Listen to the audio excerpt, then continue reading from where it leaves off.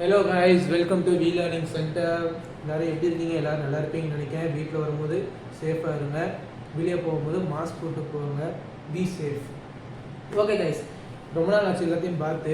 இந்த தடவை ரொம்ப இன்ட்ரெஸ்டிங்கான ஒரு டாபிக் கூட தான் வந்திருக்கேன். என்ன டாபிக்னா பில்ஸ் ஆஃப் எக்ஸ்சேஞ்சோட டாபிக். பில்ஸ் ஆஃப் எக்ஸ்சேஞ்சில் மொத்தம் 15 ஜர்னல் என்ட்ரிஸ் இருக்குது. அந்த ஜர்னல் என்ட்ரி மட்டும் நீங்கள் அப்ளை பண்ணாலே ப்ராப்ளம் வில் சால்வ். இப்போது இதோட கான்செப்ட் என்னன்னு நான் சொல்கிறேன். பில்ஸ் ஆஃப் எக்ஸ்சேஞ்சோட கான்செப்ட், அதில் ரெண்டு பேர் தான் இருப்பாங்க. மெயினான மேஜர் ரோல் பண்ணுறது ரெண்டு பேர் தான், டிராயி அண்ட் டிராயர் தான். அவங்க 2 பேரை வச்சு தான் இந்த முழு ப்ராப்ளமையும் பண்ண முடியும். சரிங்களா? அவங்கள பற்றி இப்போ கான்செப்டை இப்போ பார்ப்போம். ஃபர்ஸ்ட்,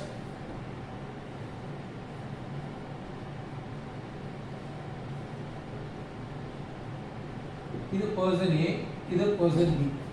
ஓகேயா? இவங்க 2 பர்சன் இருக்காங்க. இப்போ இந்த பி காரன் பி ஒரு பொருளை இவன்கிட்ட சேல்ஸ் பண்ணானா, யாருக்குன்னா ஏக்கு பண்ணானா, இட்ஸ் கால் டிராயர். இப்போ இந்த ஏ காரன் பிக்கு பொருளை வித்தானும் இவன் டிராயர். இப்போ யார் நம்மகிட்ட இருந்து பொருள் வெளியே போகுதுன்னா இது நம்ம தான் டிராயர். அவங்க டிராயி பர்சன் ரிசீவ் பண்றது. ஸோ இப்போ பொதுவாக இப்போ இவன் பொருளை கொடுக்கான், ஏக்கு பொருளை கொடுக்கான். ஸோ இவங்க எப்படி கூப்பிடுவாங்க? டிராயர். பர்சன் ஒரு பொருளை கொடுக்குறான், பி ரிசீவ் பண்றாங்க, டிராயி. ஓகேயா? சரி தம்பி, நீ எல்லாத்தையும் பண்றீங்க. அதுல என்ன எதை எப்படின்னா எதை கொடுத்துருக்காங்கன்னா, ஒரு குட்ஸை சேல் பண்ணுங்க. என்ன குட்ஸ்னா பிளே ஸ்டேஷன் வச்சுக்கோ. என்னன்னா ஏ பிளே ஸ்டேஷன் சேல் பண்ணிருக்கா யாருன்னா பிக்கு. எப்படின்னா ஏ காரன் பிளே ஸ்டேஷன் பிக்கு சேல் பண்ணிருக்கான். அது எவ்வளவு ரூபாய்க்கு? ₹30,000. இப்போ 30,000 ரூபாய்க்கு பிக்கு பண்ணிட்டான். அப்போ டிராய் ரிசீவ் பண்ணிட்டான். என்னது? டிராய் அந்த பொருளை ரிசீவ் பண்ணிட்டான். ஸோ இது ஒரு சிம்பிளான கான்செப்ட்னா, இப்போ பொருளை இவன் கொடுத்துட்டான். யாரு? டிராயர் டிராய் கொடுத்துட்டான். அப்போ டிராயர் என்னது? Bills receivable.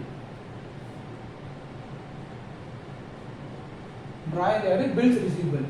பி யாரு? Bills payable. இந்த ஷார்ட் ஃபார்ம் இருக்கா, full form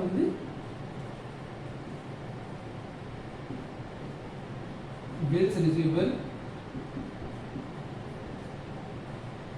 and bills payable. Right? ஓகேயா?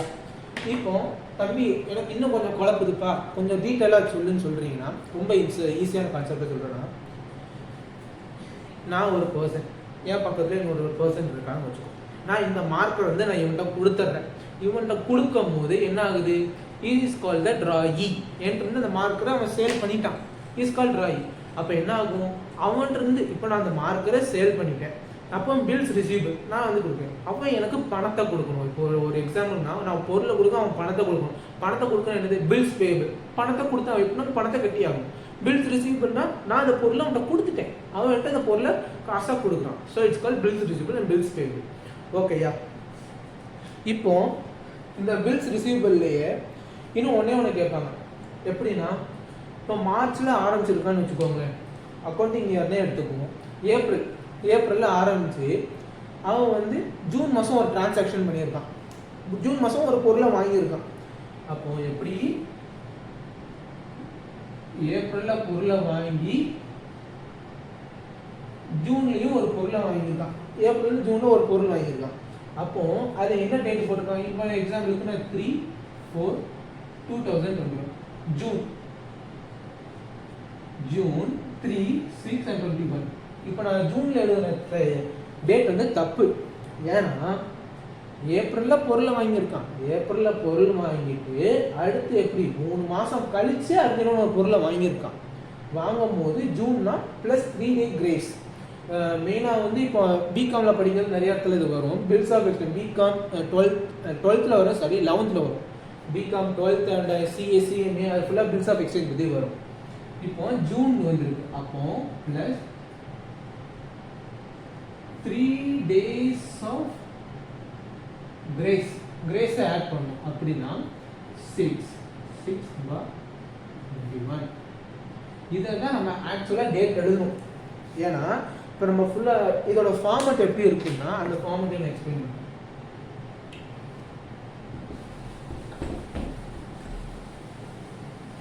ஃபார்மட் எல்லாத்துக்கும் தெரியும், எல்லாரும் சிம்பிளாக அண்டர்ஸ்டாண்ட் பண்ணலாம். எழுதி நம்ம 11th மறக்க முடியாத ஒரே ஒரு ஃபார்மட்டு ஜேர்னல் என்ட்ரிஸோட ஃபார்மேட் என்ன தெரியும்? Date, particulars, LF and debit, credit. யாருமே மறந்துருக்க மாட்டோம். 11th பேசிக்கானதே இதுதான், ஜேர்னல் என்ட்ரிஸோட ஃபார்மட். இதில் டெஸ்ட்டில் வந்து நீங்கள் 11th ஸ்டூடெண்ட்ஸ் வந்து இப்போ அப்பியர் ஆக போகிறீங்கன்னா இந்த ஃபார்மட் எழுதுறதுக்கே உங்களுக்கு 1/2 மார்க் இல்லை 1 மார்க் ஷுவரிட்டியாக கிடைக்கும். அதே மாதிரி பிகாம்லையும் இந்த ஃபார்மட் எழுதி தான் நம்ம ப்ரொசீஜர் பண்ண போகிறோம். அதில் வந்து 15 ஜேர்னல் என்ட்ரிஸ் இருக்குது, ரொம்ப ஈஸி தான். இப்போ உங்களுக்கு வந்து நான் ஒரு ஃபஸ்ட்டு ஜேர்னல் என்ட்ரிஸ் கொடுப்பேன், அடுத்து போக போக இன்க்ரீஸ் பண்ணி இந்த சாப்டரை சிம்பிளாக முடிச்சிடுவோம். ஓகேயா? இப்போ வந்து ஃபஸ்ட்டோட ஒரு ஜேர்னல் என்ட்ரி பார்க்க போகிறோம்.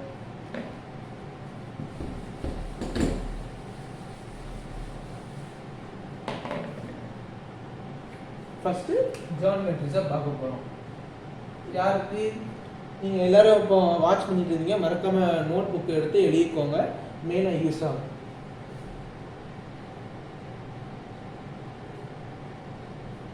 புக்ஸ் ஆஃப் ட்ராயர், ட்ராயர்னா பொருளை கொடுக்குறேன். புக்ஸ் ஆஃப் ட்ராயி பொருளை வாங்குறேன். இதுக்கு பொதுவாக வந்து buying and selling the goods, இல்லை காமர்ஸில் படிச்சு buying and selling the goods இருக்கும்ல, அதே தான் books of drawee and books of drawee. இவங்களோட ஜேர்னல் என்ட்ரிஸை பார்க்க போகிறோம். ஓகேயா? இப்போ கொஸ்டினில் வந்து என்ட்ரி ஃபார் கொஸ்டின் வந்து எப்படின்னா ஏ வந்து சேல் குட்ஸ் டு பின்னு தான் இருக்கும். ஃபார் ருபீஸ் 10,000 கொடுத்துருப்பாங்க. அந்த சேலுக்குரிய ஜேர்னல் என்ட்ரியே 2 பேருக்கு நம்ம எழுத போகிறோம். ஓகேயா? ஃபர்ஸ்ட் ஒரு ஜேர்னல் என்ட்ரி,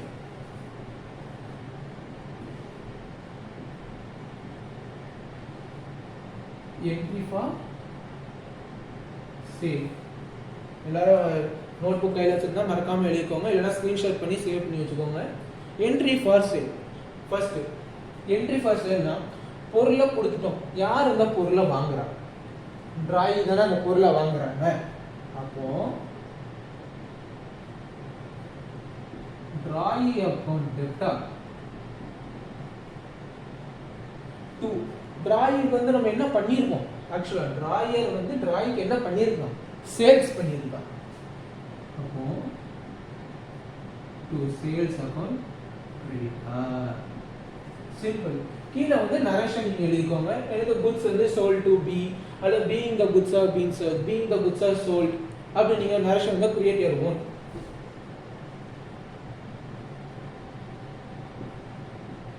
மெயினாக நரேஷன் தான் முக்கியம் கைஸ் ஜேர்னல் என்ட்ரிக்கு. நரேஷனை விட்டுறாய். Narration is important in journal entry. Okay, இப்போ என்ட்ரி ஃபார் சேல்ஸை முடிச்சுட்டு ட்ராயர். இப்போ ட்ராயிக்கு என்ன எழுத போகிறோம்? சிம்பிள் தான். இவனுக்கு நம்ம பொருளை கொடுத்துருக்கோம், இவன் என்ன வாங்கியிருக்கான்? இந்த கடைக்காரங்க பர்ச்சேஸ் பண்ணியிருக்கான். ஸோ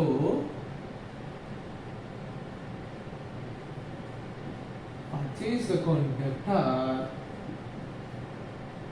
டு யார்கிட்ட பண்ணியிருக்காங்க? Drawer account.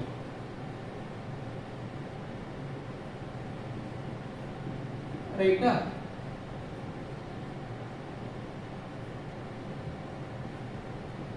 நரேஷன் இங்கே ஓனாக எழுதிக்கலாம். ஓகே கைஸ், ஒரு நிமிஷம்.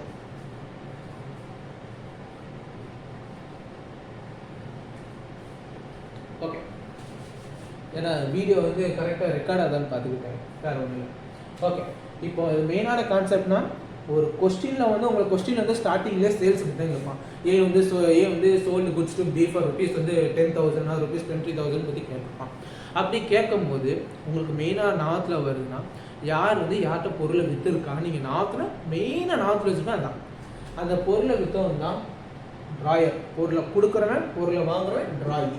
அது உங்களுக்கு மெயினான இப்போ கான்செப்ட் இருக்கும். அடுத்து என்ட்ரி ஃபார் சேல்ஸ். சேல்ஸ் நீங்கள் கொஸ்டினில் சேல்ஸ்ன்னு பார்த்துக்கிங்களா? Journal entries. ஜேர்னல் என்ட்ரி என்ன வருது? Drawee account to sales account. ஏன்னா பொருளை வந்து விற்றவனுக்கு யாரு? டிராயிக்கு பொருளை விற்றுருக்கான். பொருளை விற்றது டிராயி. என்ன பண்ணியிருக்கான்? சேல்ஸ் பண்ணியிருக்கான். அதே மாதிரி இவனுக்கு அப்படியே ஆப்போசிட்டாக பண்ணிக்கணும். இப்போ டிராயருக்கு இவன் வந்து டிராயர்கிட்ட பர்ச்சேஸ் பண்ணியிருக்கான் பொருளை. Purchase account to drawer account. Drawer அக்கௌண்ட்னா யாரு? இவன் தான். பொருளை கொடுத்தவன். ஸோ நரேஷ் வந்து ஓவராக இருக்கும். இப்போ ரெண்டாவது என்ட்ரி எப்படி இருக்குன்னா, அந்த பொருளை வந்து இப்போ என்ன சொன்னால் சேல்ஸ் பண்ணியிருக்கான்னு சொல்லு. ரெண்டாவது வந்து drawing or accepting the bills. ஓகேயா?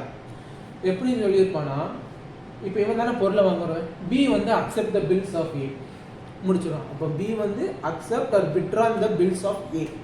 அதில் ஒரு வார்த்தையே வந்துருக்கும், வித்ட்ரான் பண்ணுறான். அடுத்தது பி வந்து அக்செப்ட் பண்ணிடுறான். அந்த ரெண்டு வார்த்தையை பார்ப்போம். அது ஜேர்னல் என்ட்ரி எழுதும் போது உங்களுக்கு ஈஸியாக பிடிக்கும்.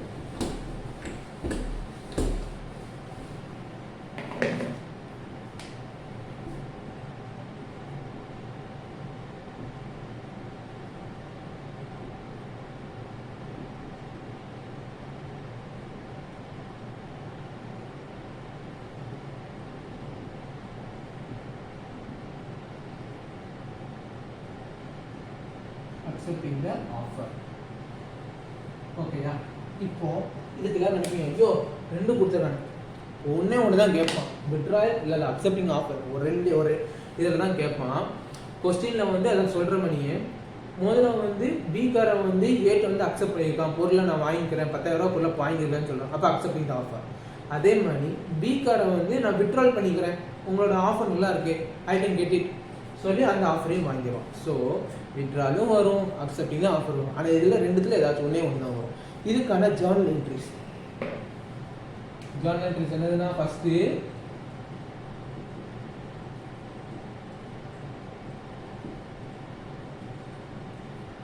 bills receivable account data to யாருக்கு? டிராயி.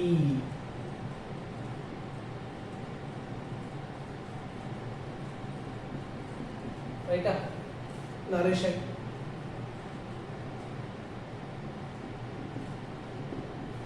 உங்க ஓன்னு தான். ஓகேயா? இப்போ நான் பில்ஸ் ரிசீவபிள் எதுக்கு இருக்குன்னா, ஒரு முன்னாடி இப்போ நீங்கள் இதுக்கு பார்க்கலன்னா முன்னாடி போய் பாருங்கள், அதில் 2 பொம்மையை வரைஞ்சிருப்பேன், ஏ அண்ட் பின்னு காமிச்சிருப்பேன். ஏக்காரன் வந்து பொருளை பி கிட்ட விற்றுருப்பான். அப்படி விற்கும் போது என்ன இருக்குன்னா, இவன்ட்டு இருந்த பொருள் அவனுக்கு போயிருக்கப்போ பில்ஸ் ரிசீவபிள், இவன்ட்டு இருந்து காசு வந்து இவனுக்கு வருதுன்னா பில்ஸ் பேயபிள். நீங்கள் அப்படி ஒரு சிம்பிள் ஒரு லாஜிக்காக அந்த ஐடியா வச்சுக்கோங்க.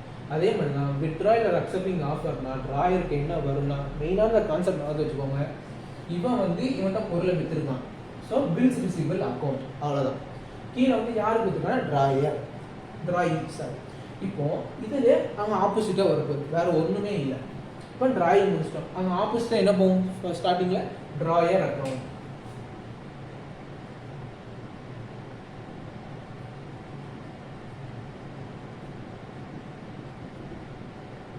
என்னது? இவன் வந்து இவனுக்கு பணத்தை கொடுக்கணும். So bills payable.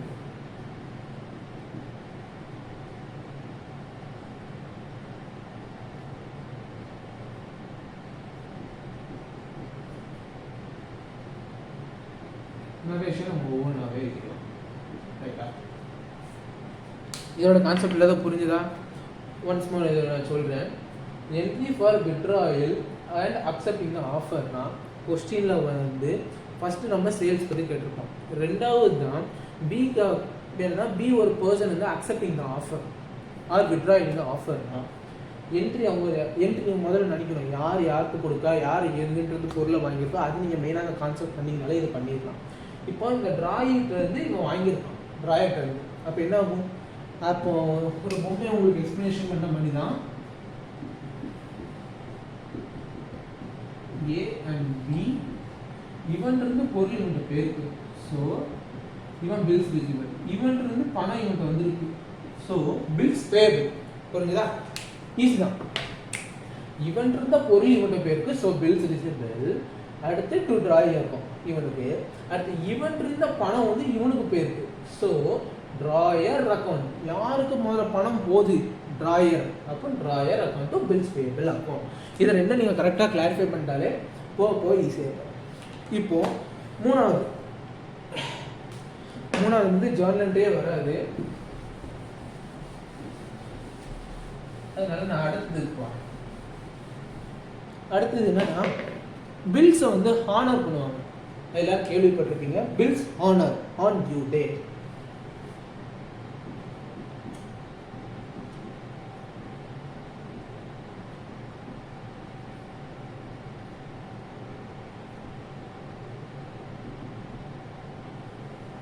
அப்படி பில்ஸை வந்து ஹானர்னா தேர் அக்செப்டிங் த ஆஃபர் அப்படி கேட்கலாம். ஹானர்னா அக்செப்ட் தானே பண்ணுறாங்க, அப்போ நம்ம இந்த ஃபார்முலா போடலாம்ல, நம்ம செகண்ட் ஃபார்முலா படித்தோம், அது போடக்கூடாது, அது வேற இது வேற. ஓகே, ஆனால் ஹானர் பண்ணுறாங்கன்னா பில்ஸ் அக்செப்ட் பண்ணாலும் அதில் மெயினான ஒரு டிரான்சாக்ஷன் என்ன நடந்திருக்கலாம், கேஷ் ஆர் பேங்க் ரெண்டுத்துல டிரான்சாக்ஷன் நடந்திருக்கும். அதில் வந்து பில்ஸ் ரிசீவபிள், சரிங்களா, அதில் வந்து பில்ஸ் ரிசீவபிள்னா இவன் இருந்த பொருள் அவனுக்கு கை மாறி இருக்கான், அந்த வீட்டு இருந்த பணம் வந்து இவனுக்கு கை மாறி இருக்கு. நம்ம பில்ஸ் ரிசீவபிள் அண்ட் பில்ஸ் பேபிளாக முடிச்சிட்டோம். So bills honour on due டேட்னா நம்ம போட்ட மணியை ஏப்ரல் ஜூன், ஜூனுக்குள்ளே அவன் பணத்தை கொடுத்துட்டானா இட்ஸ் கால்ட் ஹானர். அதை நீங்கள் ஞாபகம் வச்சுக்கோங்க. எப்படின்னா அவனோட டைம் இவ்வளோ தான் கொடுத்துருப்பாங்க, ஏப்ரல் டு ஜூனு தான். இதுக்குள்ள அவன் வந்து பில்ஸை வந்து ஹானர் பண்ணிடணும். ஏன்னா இதுக்குள்ள அவன் வந்து இஎம்ஐ கட்டிடணும். ஒரு எக்ஸாம்பிளுக்கு இஎம்ஐ அவன் கட்டணும். இதுக்கப்புறம் போச்சுன்னா ஜூன் டு ஜூலை, ஜூலை கூட வேண்டாம், ஜூன் இவனுக்கு வந்து ஒரு டேட் வந்து ஜூன் 10 வச்சுக்கோங்க, இதுக்குள்ள அவன் கட்டணும். அதுக்கப்புறம் ஜூன் 11 போச்சுன்னா the bills have been dishonored. ஜூனுக்கு 11க்கு போச்சுன்னா பில்ஸ் வந்து டிஸ்ஆனர் ஆயிடணும். இதுக்குள்ள பண்ணோம்னா ஹானர், இதுக்குள்ள அதுக்கு வெளியே போச்சுன்னா டிஸ்ஆனர். ஓகேயா? இப்போ அதுக்கு ஒரு ஜர்னல் என்ட்ரி தான்.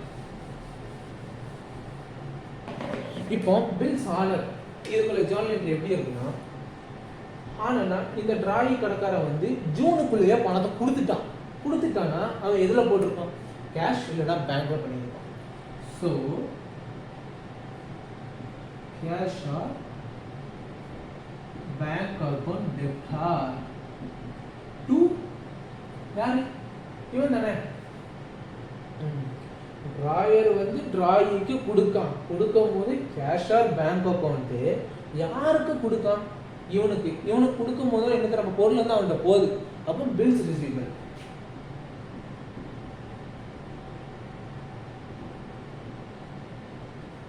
Bills receivable account.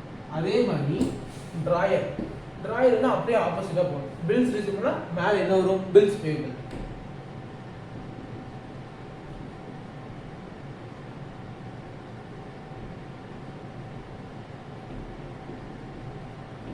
யாருக்கு, கேஷ் ஆர் பேங்க் அக்கௌண்ட் தான்.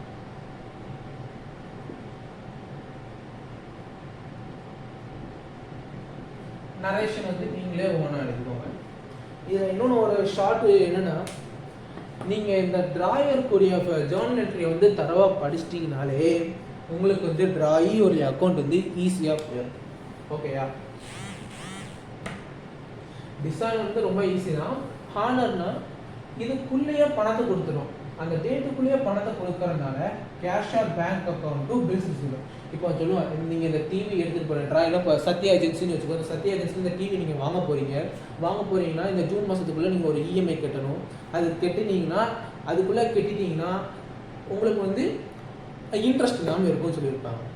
இப்போ அதுக்கப்புறம் போச்சுன்னா உங்களுக்கு இன்ட்ரெஸ்ட் இருக்கும்னு சொல்லியிருப்பாங்க, ரைட்டா?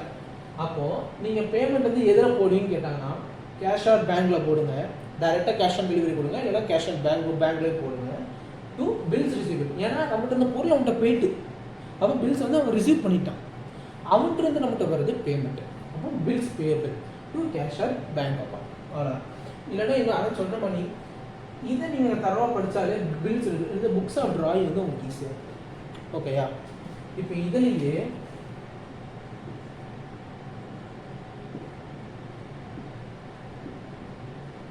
dishonor. What do you mean?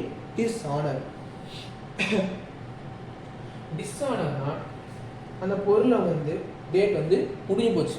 ஒரு பால் பேக்கெட்டோட டேட் வந்து இத்தனை மாதத்துலேருந்து இத்தனை 10 நாள் இருக்குன்னு போட்டிருப்பாங்க பால் பேக்கெட். அதுக்கு மேலே போச்சுன்னா பால் கெட்டு போயிடும். இந்த பால் milk will be expire. So அப்போ அதை என்ன பண்ணுவோம், டிஸ்ஆனர் பண்ணுற மாதிரி வச்சுப்போம். ஒரு கான்செப்டாக தான் சொல்கிறேன், அது டிஸ்ஆனர் ஆயிடுச்சு. இப்போ டிஸ்ஆனர் ஆயிடுச்சுன்னா யாருக்கு மேலே கம்ப்ளைண்ட் பண்ணுவோம், டிராயிட்ட தான் விற்றுருக்கான். அதை ஞாபகம் வச்சுக்கோங்க.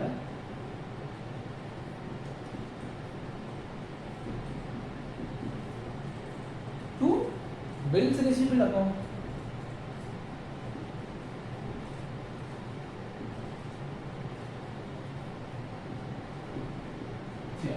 இப்போ போட்டாச்சு.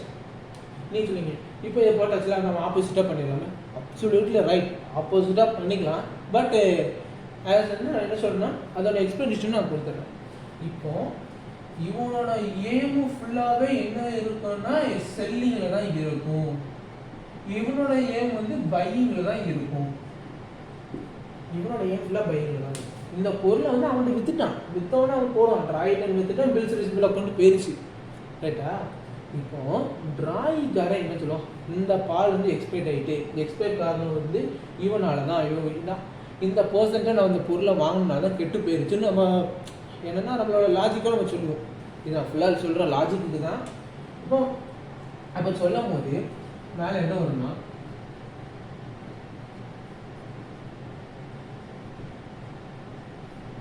bills payable account data to dryer account creditor. Condition நீங்களே எழுதிக்கலாம். ரைட்டா? சொன்ன மணி அப்படிதான் இருக்கு.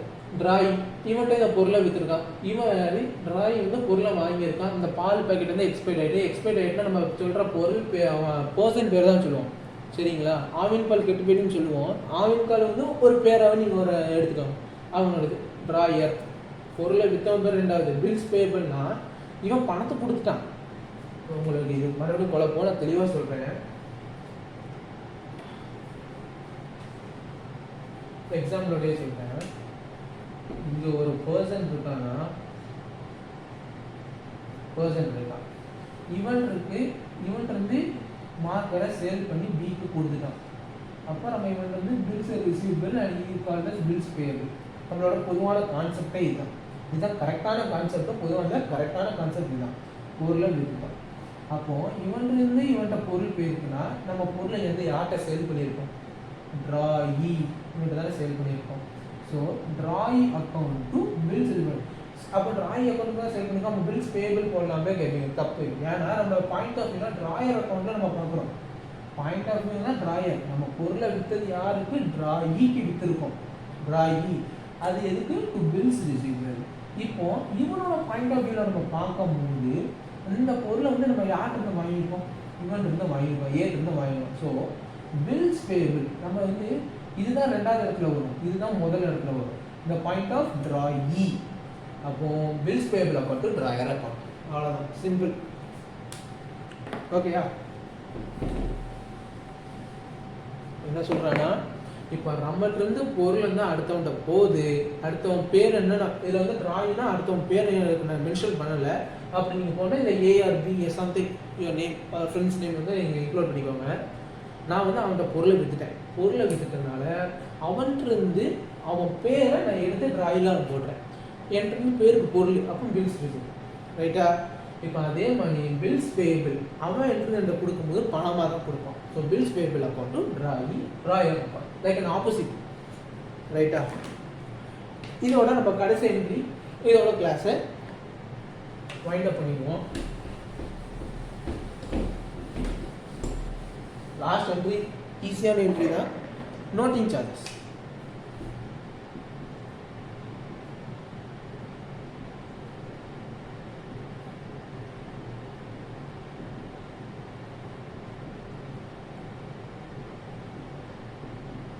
Entry for noting charges. Noting சார்ஜஸ்னா இப்போ ஒரு கடையில் இருந்து ஹோட்டலில் நம்ம சாப்பிட்றோம். ரைட்டா?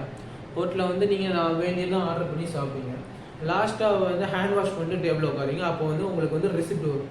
சார் நீங்கள் இவ்வளோ வாங்கியிருக்கீங்க, இவ்வளோ சாப்பிட்றீங்க, உங்களுக்கு பில்லு கொடுப்பாங்க. அந்த பில்லை வந்து கொடுக்குறவங்க ஒரு சர்வெண்ட் இருப்பாங்க. அவங்களுக்கு நீங்கள் என்ன பண்ணியிருப்பீங்க? டிப்ஸ் கொடுத்துருப்பீங்க. ஒரு 20 or மினிமம் 30 டிப்ஸு கொடுத்துருப்பீங்க. So that's call noting charges. ஓகேயா? நோட்டிங் சார்ஜஸ்னால் எக்ஸ்ட்ரா நம்ம பணம் கொடுக்குறதுன்னு அர்த்தம். நம்ம கையிலேருந்து எக்ஸ்ட்ரா பணம் போகிறதுன்னு அர்த்தம். நோட்டிங் சார்ஜஸ் தான் அது மெயினான கான்செப்ட் வச்சுக்கோங்க. அதுக்கு ஜேர்னல் என்ட்ரியை பார்ப்போம். ஜேர்னல் என்ட்ரி ரொம்ப ஈஸி தான். டிராயர் வந்து டிராய்க்கு கொடுத்துட்டான், ஒரு 20 ரூபாய் கொடுத்துட்டான் எக்ஸ்ட்ரா. எப்படி பொருள் வந்து 20 ரூபாய்க்கு எக்ஸ்ட்ரா விற்றுட்டான் அப்படின்னு ஒரு கான்செப்ட். பொருள் எக்ஸ்ட்ரா விற்றுட்டானால யாவும் பேர் வரும், டிராய் பேர் தான் வரும். டிராய் அக்கௌண்ட் டெப்டார் 2 கொடுத்துட்டான். இதில் வந்து நம்ம பில்ஸ் ரிசீவபிள் போட முடியாது, பில்ஸ் பேபிள் இல்லை, nothing will be come here. Bills receivable, bills payable. இது வந்து நோட்டிங் சார்ஜஸ். நோட்டிங் சார்ஜஸ்னா பேமெண்ட், பேமெண்ட்னா அமௌண்ட், அமௌண்ட்னா cash or bank account.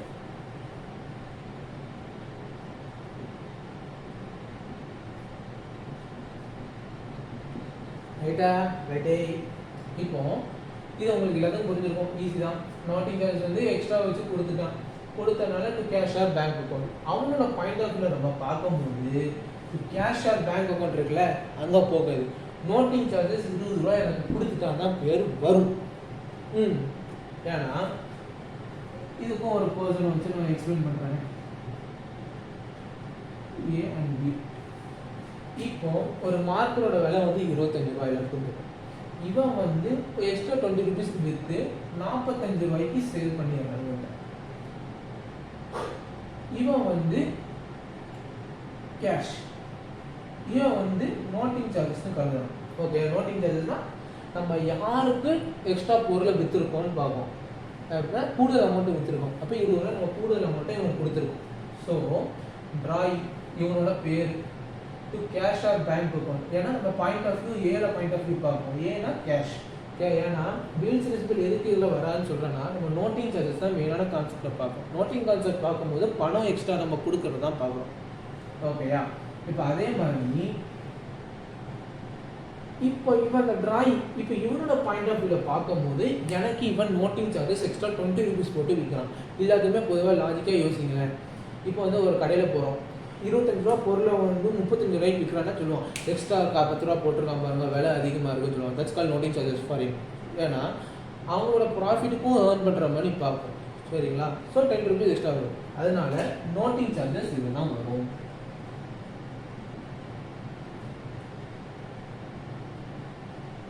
Noting charges account debtor 2 come on 4 anyone to dryer account.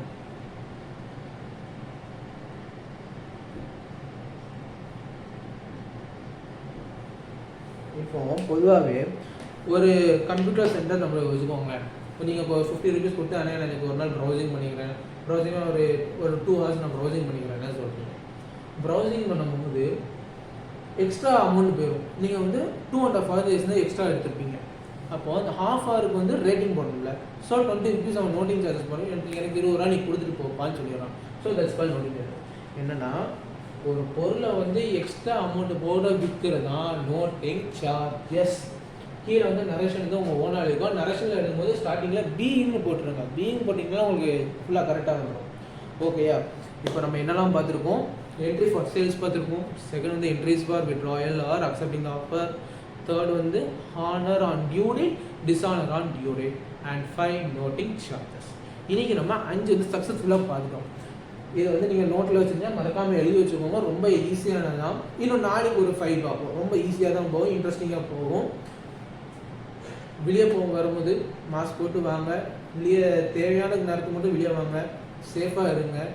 ஓகேயா? மறக்காம சேனலை சப்ஸ்கிரைப் பண்ணுங்க. பக்கத்தில் இருக்க பெல் ஐக்கானை ஆன் பண்ணி வச்சுக்கோங்க. டிஸ்கிரிப்ஷனில் என்னோட இன்ஸ்டாகிராம் ஐடி இருக்குது. ஏதாச்சும் இன்ஃபர்மேஷன்னா நான் அதில் அப்லோட் பண்ணுறேன். மறக்காமல் பாருங்கள். பாய்.